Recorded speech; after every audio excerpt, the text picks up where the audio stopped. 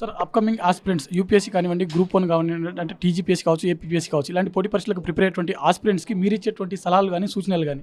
నా ద్వారా నేను చెప్పదలుచుకుంది ఏంటంటే అప్కమింగ్ పోటీ పరీక్షలు ప్రిపేర్ అయ్యే ఏ ఆస్పిరెంట్కి అయినా సరే, నేను ఒక మారుమూల పల్లె ప్రాంతం నుంచి ఒక ఆర్మీ సోల్జర్ కొడుకుగా వచ్చి గవర్నమెంట్ స్కూల్స్లో చదువుకొని ఇంత దూరం స్టేట్లో ప్రతిష్టాత్మకమైన group 1 which is highest service in state, అందున assistant commissioner of state tax చాలా మంచి service.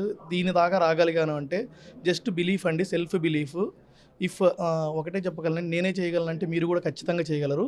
There is a saying, if I can do it you also can do it, if Uday Shankar can do you also can do. So start dreaming. మీరు ఖచ్చితంగా మీరు అనుకున్నది సాధించాలంటే day to day effort ఖచ్చితంగా ఉండాలి. ఒక డేని షెడ్యూల్డ్ వైజ్గా తీసుకొని వెళ్ళగలిగితే ఖచ్చితంగా మీరు విజయాన్ని చూడగలరండి. నా కేసులో నేను కూడా అదే ఫుల్ ప్లెడ్జ్డ్ అటెంప్ట్ ఇద్దాము అన్నట్లుగా కార్పొరేట్ జాబ్ వదిలేస్తూ నా నేపథ్యాన్ని గుర్తు చేసుకుంటూ లైక్ ప్రభుత్వ పాఠశాల నుంచి వచ్చాను కదా, నా కష్టం అవుద్దని అనుకోకుండా నేను ప్రతి నిమిషము దానికోసమే తపన పడుతూ ఈరోజు ఈ స్థాయికి తీసుకురాగలిగాను.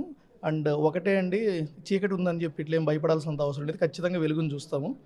There is a saying in English like in the end of the tunnel there will be light. So ఆ లైట్ మనం చూడాలి అంటే ఖచ్చితంగా డే టు డే ఎఫర్ట్ కనిపెడితే వస్తుందండి. దీనికి రాకెట్ సైన్స్ ఏం అక్కర్లేదండి. మనకి బేసిక్ నాలెడ్జ్ ఉండి కన్సిస్టెంట్ ఎఫర్ట్ డైలీ ఇంతసేపు చదవగలము అంటే సరిపోతుందండి. అండ్ అకాడమిక్స్ నాకు స్ట్రాంగ్గా ఉన్నాయి. స్ట్రాంగ్గా లేకపోయినా 60% ఉన్న 45 ఉన్న చాలామంది జస్ట్ పాస్ అయిన వాళ్ళు కూడా క్రాక్ చేయొచ్చు.